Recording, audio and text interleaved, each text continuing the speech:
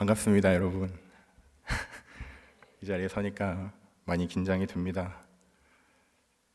오늘 우리에게 주시는 우리가 오늘 살펴볼 말씀은 빌립보서 2장 5절에서 11절 말씀입니다. 함께 교독하시고 마지막 절은 함께 읽도록 하겠습니다. 먼저 읽겠습니다. 여러분 안에 이 마음을 품으십시오. 그것은 곧 그리스도 예수의 마음이기도 합니다.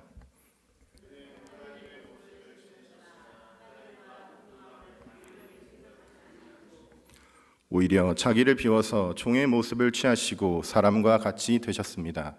그는 사람의 모양으로 나타나셔서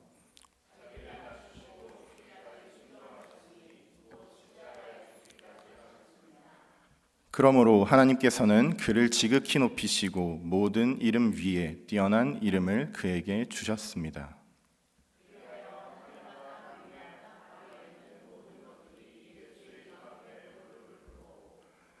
같이 읽겠습니다. 모두가 예수 그리스도는 주님이시라고 고백하여 하나님 아버지께 영광을 돌리게 하셨습니다. 아멘. 오늘 설교의 제목은 한 사람 한 마음 한 고백입니다. 앞서서 김동준 목사님께서 잘 설명해 주셨듯이 저희 톡트인 수련회가 이번 주 금토일에 있는데요. 주제가 극복입니다. 우리의 존재론적 한계인 우리의 죄인됨을 하나님을 통하여 극복하고 또 우리의 삶의 그런 한계와 그런 어려움과 문제들을 극복하고자 하나님을 통해서 극복하고자 하는 그런 고백의 시간이 되길 소망하는데요. 그 고백을 주제로 묵상을 하며 오늘 말씀을 준비했습니다. 이 자리에 서니까 참 그 예수님의 마음을 저도 품게 되는데요. 어찌하여 저를 이런 생각이 또 앞에 계신 목사님을 보며 또 생각이 나는 것 같습니다. 우리는 살아가면서 대체로 같은 고백을 하게 됩니다. 같은 복음을 믿고 같은 주님을 섬긴다고 말을 합니다. 그런데 우리의 삶 속에는 분명히 갈등이 존재합니다. 그러나 우리의 갈등은 신앙이 없어서 생기기보다 같은 복음을 믿으면서도 다른 마음을 품을 때 생기게 됩니다. 우리 안에서 흔들리는 것은 복음의 내용이 아니라 복음을 붙든 사람들의 마음입니다. 그래서 오늘 본문에서 바울은 단순히 사이좋게 지내라는 요청을 하는 것이 아니라 복음이 그리스도의 마음에 붙여놓고 교회의 윤리를 복음으로 가져오고자 하는 그런 권면을 하고 있습니다. 먼저 5절에서 11절 내용을 살펴보기 이전에 앞서 2장 1절에서 4절 내용을 간단하게 살펴보고 넘어가고자 하는데요. 1절에서 바울은 이렇게 말문을 엽니다. 그러므로 그리스도 안에서 여러분에게 무슨 격려나 사랑의 무슨 위로나 성령의 무슨 교제나 무슨 동정심과 자비가 있거든. 여기서 있거든이라는 말을 하는데 이것이 어떤 조건을 달고 성도들을 시험하고자 하는 말이 아닙니다. 이미 사실로 주어진 은혜를 기둥처럼 받치고 말을 시작하는 것입니다. 실제로 이것은 그 헬라어 문법에서도 사실을 전제하며 의견을 제시하는 방식으로 사용되고 있는데요. 여기서 바울이 말하는 것은 너희는 이미 그리스도 안에서 격려를 받았고 하나님의 사랑 안에서 위로를 얻었고 성령의 교제에 참여했고 긍휼과 자비를 입은 사람들이다. 그리고 이것이 우리의 현재라고 말하고 있는 것입니다. 여기서 중요한 것은 바울의 말이 빌립보 교회를 의심하는 것이 아니라 오히려 그들을 다시 불러 세워 그 은혜가 이미 선급되었고 이미 받은 은혜를 우리의 현실임을 분명하게 확인시켜 주는 것입니다. 그래서 이 1절에 있거든이라는 표현은 조건이 아니라 기초가 되며 먼저 바울이 정체성을 세우고 그 다음에 삶을 요청하고 있습니다. 어떤 사실을 사실로 전제하는 것은 우리에게 어떤 의미가 있을까요? 만약에 우리가 예수님을 따르는 제자라고 한다면 우리가 서 있는 자리는 예수님이 지나가신 자리여야 할 것입니다. 오늘 말씀에서 나온 듯이 예수님이 지나가신 길은 어떠했습니까? 권리를 붙잡는 길이 아니라 비워 내려놓는 길이었습니다. 자신의 영광을 세우는 길이 아니라 아버지께 영광을 돌리는 길이었습니다. 그러므로 이 바울이 1절에서 은혜를 사실로 선언할 때 우리의 마음에도 반향이 일어나게 됩니다. 한 마음을 품어야 한다는 부담이 먼저가 아니라 한 마음을 품지 않을 수 없다. 그런 이유가 먼저 주어지는 것입니다. 교회의 하나됨은 우리의 의지로 만들어내는 성과가 아니라 이미 받은 은혜에 대한 우리의 응답이 됩니다. 그 다음 바울의 명령은 단 하나로 모아집니다. 2절에서 내 기쁨이 넘치게 해주십시오 라고 말합니다. 그리고 그 기쁨의 내용은 분명합니다. 같은 생각을 품고 같은 사랑을 가지고 뜻을 합하여 한 마음이 되도록 하고 말하고 있습니다. 바울이 기뻐하는 것은 어떠한 숫자나 성과가 아니라 복음 안에서 교회가 한 마음을 이루는 일입니다. 2절부터 4절까지 반복되는 표현은 모두 같은 방향을 가리킵니다. 같은 생각, 같은 사랑, 한 마음. 또 3절에 서로를 자기보다 낮게 여기고, 또 4절에 자기 일만이 아니라 다른 사람의 일을 돌아보는 삶을 말하고 있습니다. 여기서 중요한 것은 단지 나를 낮추라는 것뿐 아니라 타인을 적극적으로 높이는 선택도 말하고 있다는 점입니다. 우리 삶의 갈등과 분열은 거대한 논쟁에서 시작되는 것이 아니라 아주 작은 이기심과 허영에서 시작됩니다. 바울은 그것을 숨기지 않고 분명하게 말합니다. 교회의 균열은 큰 폭풍이 아니라 작은 균열에서 시작되고 그것은 내가 중심이 되고자 하는 마음에서 시작됩니다. 그리고 오늘 본문인 5절에서 바울은 이제 그 이유를 말합니다. 여러분 안에 이 마음을 품으십시오. 그것은 곧 그리스도 예수의 마음이기도 합니다. 여기서의 핵심은 교회의 윤리가 단순한 미덕에서 나오는 것이 아니라 그리스도의 성품에서 나온다는 것을 말하고 있습니다. 우리가 한 마음을 품어야 하는 이유는 그것이 보기 좋은 덕목이기 때문이 아니라 그리스도께서 그렇게 하셨기 때문입니다. 따라서 바울은 내가 기쁘게 해라 라고 끝내지 않고 그리스도의 마음을 공동체가 함께 품을 때 그 공동체를 통해 하나님께 영광이 돌아가도록 하고 있습니다. 이제 6절에서 11절은 바울이 제시하는 그리스도의 길을 세 가지 문단으로 보여줍니다. 첫 번째로는 예수님은 어떤 분이신가? 두 번째로는 그분이 무엇을 하셨는가? 셋째로는 그 결과는 무엇인가입니다. 이 순서를 따라가다 보면 우리는 한 사람의 길이 어떻게 한 마음을 만들고 마침내 한 고백으로 이끄는지 보게 됩니다. 먼저 6절 말씀입니다. 그는 하나님의 모습을 지니셨으나 하나님과 동등함을 당연하게 생각하지 않으시고, 예수님께서는 처음부터 작아지신 분이 아니라 예수님께서는 분명하게 하나님의 모습으로 계셨고 하나님과 동등하신 분이셨습니다. 다시 말해 너무 당연한 표현이지만 예수님은 참 하나님이십니다. 그래서 우리가 예수님을 성자 하나님으로 고백합니다. 그런데 우리가 생각해 볼 것은 그분이 하나님이 아니어서 내려오신 것이 아니라 하나님이심에도 내려오셨다는 사실입니다. 개역개정을 보면 그는 하나님의 본체로 되셨으나 하나님과 동등됨을 취할 것으로 여기지 아니하시고, 바울이 말하는 핵심은 동등함을 포기하셨을 뿐 아니라 동등함을 붙잡아 이익으로 삼지 않으셨다는 것입니다. 예수님은 자신의 권리를 주장하실 수 있으셨지만 그 권리를 내가 마땅히 누려야 할 당연한 몫으로 움켜쥐지 않으셨습니다. 높음의 자리에서 높음을 내 이익으로 만들지 않으시고, 이것이 오늘 말씀에서 그리스도의 마음임을 나타내고 있습니다. 그렇다면 예수님께서는 무엇을 하셨습니까? 7절입니다. 오히려 자기를 비워서 종의 모습을 취하시고 사람과 같이 되셨습니다. 그는 사람의 모양으로 나타나서 8절에서 자기를 낮추시고 죽기까지 순종하셨으니 곧 십자가에 죽기까지 하셨습니다. 자기를 비웠다는 말은 예수님께서 하나님 되심을 버렸다는 뜻이 아니라 하나님으로서 마땅히 누리실 수 있는 권리와 영광을 자신의 이익으로 붙잡지 않으신 것입니다. 그리고 그렇게 하실 뿐 아니라 종의 모습을 취하셔서 낮아지셨습니다. 종은 자기 뜻대로 살지 못하는 존재이고 자기 권리를 내세울 수 없는 존재입니다. 예수님께서는 바로 그 자리로 내려오셔서 사람들과 같이 되셨습니다. 인간을 살리시기 위해 인간의 자리로 들어오신 것입니다.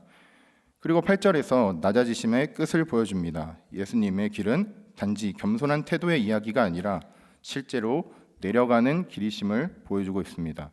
실제로 손해를 감수하는 길이며 실제로 치욕을 견디는 길입니다. 십자가는 단순한 죽음이 아닌 당시에 가장 수치스럽고 잔인한 처형 방식이었습니다. 그런데 예수님께서는 그 죽음까지 복종하셨습니다. 여기서의 복종은 억지로 끌려가는 굴복이 아니라 사랑 때문에 아버지의 뜻을 신뢰하기 때문에 그리고 우리를 살리기 위해 자발적으로 선택하신 순종입니다. 그리스도의 마음은 낮아짐으로 드러납니다. 나는 옳다로 버티는 마음이 아니라 내가 내려가도 하나님께서 일하신다를 믿는 마음입니다. 그러면 9절에서 11절은 그 결과를 말하고 있습니다. 그러므로 하나님께서는 그를 지극히 높이시고 모든 이름 위에 뛰어난 이름을 그에게 주셨습니다. 이 낮아지심의 끝에서 하나님께서 응답하십니다. 예수님이 스스로 자신을 높이지 않으셨기에 하나님께서 그를 높이십니다. 예수님께서 자신의 권리를 움켜쥐지 않으셨기 때문에 하나님께서 그 이름을 만물 앞에 드러내십니다. 그리하여 하늘과 땅 위와 땅 아래에 있는 모든 것들이 예수의 이름 앞에 무릎을 꿇고 라고 말합니다. 하늘에 있는 영적 권세와 땅 위에 있는 사람들과 땅 아래에 있는 죽은 자들, 이 온 우주를 통칭하는 온 우주가 그 앞에 무릎을 꿇습니다. 그리고 11절에서 이것이 절정으로 나타납니다. 모두가 예수 그리스도는 주님이시라고 고백하여 하나님 아버지께 영광을 돌리게 하셨습니다. 여기서 고백하여는 단순한 정보를 말하는 것이 아니라 공개적으로 인정하고 선포하는 고백입니다. 혀로 고백한다는 것은 내 생각과 가치관과 삶의 방향을 그 고백 아래에 두겠다는 뜻입니다. 예수 그리스도는 주이시다. 이것이 교회의 고백이며 우리의 고백입니다. 그리고 이 고백의 목적은 결국 하나님께 영광을 돌리기 위함입니다. 예수님을 주님으로 고백하는 삶은 나를 빛내는 삶이 아니라 아버지께 영광을 돌리는 삶입니다. 바울은 앞에서 같은 마음을 말했습니다. 그리고 이제 그 끝에서 같은 말을 보여줍니다. 같은 마음은 결국 같은 고백으로 드러납니다. 같은 고백은 서로의 생각을 억지로 맞춰 획일화하자는 뜻이 아닙니다. 서로 다른 사람을 침묵시키고 그저 넘어가자라는 의미도 아닙니다. 교회는 각자 옳은 말을 들고 와서 부딪히는 것이 아니라 하나님의 옳은 고백 아래에 우리의 말과 마음이 함께 정렬되는 곳입니다. 그러니 한 마음은 단순하게 의견이 같아지는 것이 아니라 주님 앞에서 방향이 같아지는 것입니다. 누구를 높일 것인가, 무엇을 우선시할 것인가, 어떤 길을 선택할 것인가가 같아지는 것입니다. 같은 주님을 중심에 모실 때 나의 말은 더 이상 나를 세우기 위한 말이 아니라 공동체를 살리고 세우는 말이 됩니다. 그래서 같은 고백을 가진 사람들의 말에는 특징이 생깁니다. 상대를 이기기 위해 말을 하지 않고 살리기 위해 말을 합니다. 나의 권리를 주장하기 위해 말하지 않고 주님의 뜻을 드러내기 위해 말합니다. 내 체면을 지키기 위해 말하지 않고 그리스도의 몸을 세우기 위해 말합니다. 이것이 한 마음, 한 고백이 만들어내는 같은 말입니다. 그런데 이 11절 기억개정에서 모든 혀가 예수 그리스도를 주라 시인하여 라고 말할 때 여기에 시인하다는 단어를 좀 살펴보겠습니다. 이 시인하다라는 단어는 세 가지 의미를 합성하고 있는 표현인데요. 첫 번째로는 말하다라는 의미가 있고, 두 번째로는 같은이라는 의미가 있고, 세 번째는 밖으로 내다라는 뜻이 있습니다. 이 말은 단순히 사실을 인정한다라는 뜻을 넘어서 하나님 앞에서 옳다고 같은 말을 하고 사람들 앞에서 공개적으로 고백하며 그 고백에 책임지는 방식으로 살아내는 말입니다. 마음속 동의에만 머무는 고백이 아니라 입술로 드러나고 삶으로 증명되는 고백입니다. 그러니 같은 말은 말을 맞추는 기술이 아니라 한 주님을 참으로 모시는 사람들에게서 자연스럽게 흘러나오는 공적 고백입니다. 그래서 이 고백의 의미를 따라 우리 삶에 적용해 본다면 우리는 이렇게 결단하게 됩니다. 첫째로는 우리는 하나님과 같은 말을 합니다. 주님이 옳다 하시는 것을 옳다고 말하고 주님이 주라고 말하시는 일을 나의 주인으로 고백합니다. 우리 삶 속에서 살아가다 보면 많은 순간들이 있는데요. 우리는 하나님을 주인으로 섬기며 살아갈 때도 있지만 그렇지 못할 때도 있는 것 같습니다. 삶 속에서 우리가 주님의 계명을 지킬 때도 있지만 지키지 못할 때도 있는 것처럼 말이죠. 그럴 때 성경의 말씀처럼 내 계명을 지키는 자라야 나를 사랑하는 자이다 라고 말씀하셨는데 우리는 주님을 사랑할 때도 있고 나 자신을 사랑하며 나의 자존심을 세울 때도 있습니다. 이것이 첫 번째로 하나님과 같은 말을 하는 것이고 주님이 옳다 하시는 것을 옳다 하고 주님이 주라고 하시는 것을 주인으로 고백하는 의미입니다. 두 번째로는 우리가 옆 사람과도 같은 말을 하는 것입니다. 내 자존심을 세우는 말이 아니라 함께 고백을 세우는 말을 선택하는 것입니다. 가정과 일터와 교회에서 내가 말 한마디를 선택할 때마다 그 고백이 시험대에 오르게 하고 결국 한마음 한 고백이 만들어내는 같은 말이란 예수님께서 주이심을 말하고 그 주되심 아래서 서로를 살리는 말을 하며 그 고백에 합당한 말을 하며 내려가는 삶으로까지 이어지는 고백입니다. 사랑하는 성도 여러분, 오늘 바울이 우리에게 요구하는 것은 무엇입니까? 너희 안에 이 마음을 품으라. 이 말씀은 예수님을 멀리서 찬양만 하라는 이야기가 아니라 예수님의 길을 우리 안에 새기라는 부르심입니다. 우리는 그리스도의 마음을 방향을 따라갈 수 있습니다.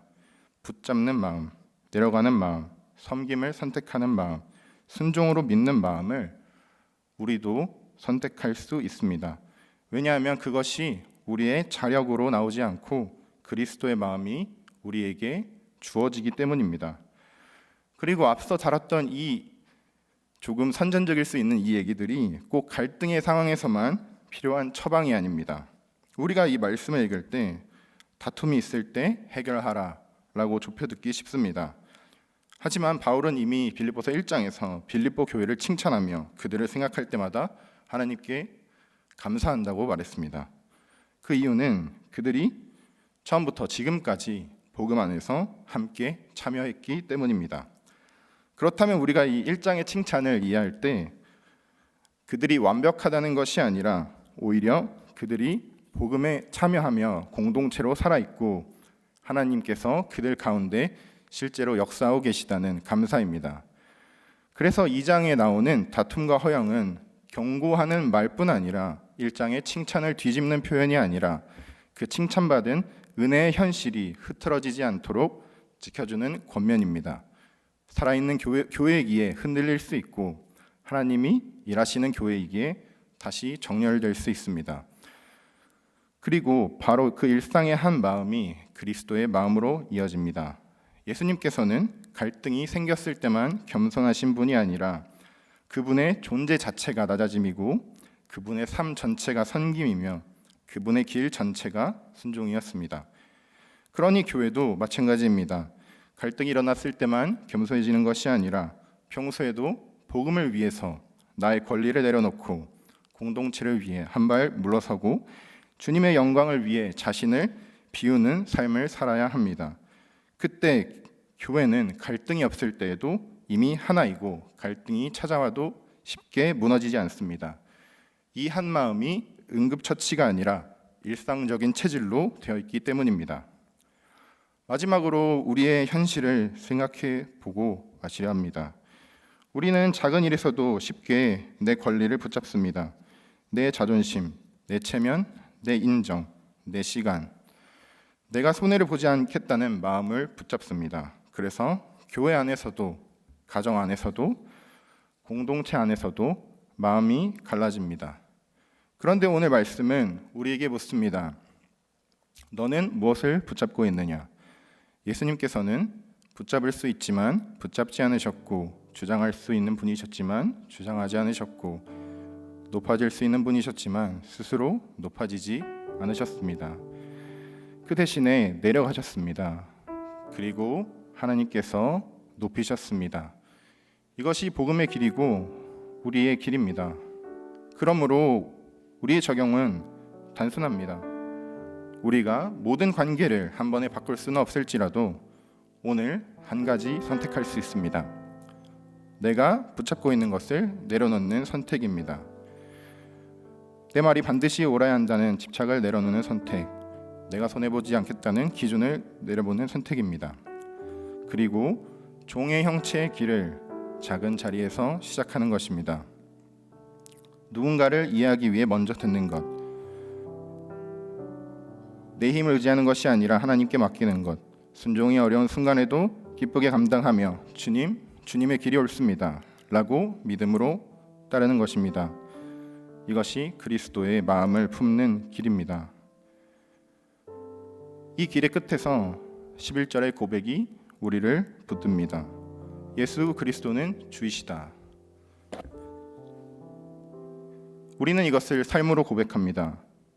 이 고백을 사실로 전제할 때에 우리가 살아내지 못하는 삶 가운데서 우리가 어떤 고백을 하고 있는지 되돌아보게 됩니다. 모든 혀가 시인하는 이 고백은 입술의 문장이 아니라 삶의 방향입니다. 주님이시다 라는 고백 앞에서는 내가 중심이 될 수 없습니다. 그 고백 앞에서는 내가 높아지려는 마음이 부끄러워집니다. 그리고 나의 권리가 절대가 될 수 없습니다. 주님은 오늘도 우리에게 말씀하십니다. 너희 안에 이 마음을 품으라. 우리의 마음이 세상의 방식으로 굳어질 때마다, 높아지려는 마음이 다시 고개를 들 때마다 십자가의 길을 포기하시고 그 끝에서 고백을 붙잡게 하십니다. 예수 그리스도는 주이시다. 오늘 말씀 앞에서 우리가 할 수 있는 가장 작은 믿음의 결단은 이것입니다. 주님, 저는 오늘 하나를 내려놓고 한 사람을 세우겠습니다.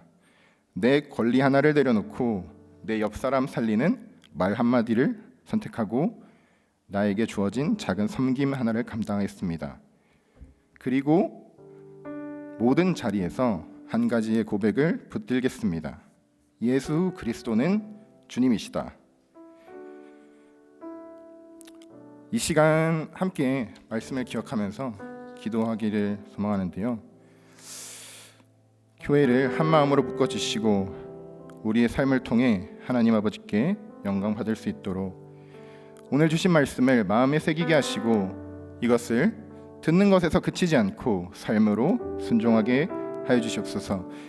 예수님께서 나의 주인 되심을 입술과 삶으로 고백하게 하시며 모든 선택과 관계 속에서 주님의 뜻을 따르게 해달라고 시간 함께 기도하겠습니다.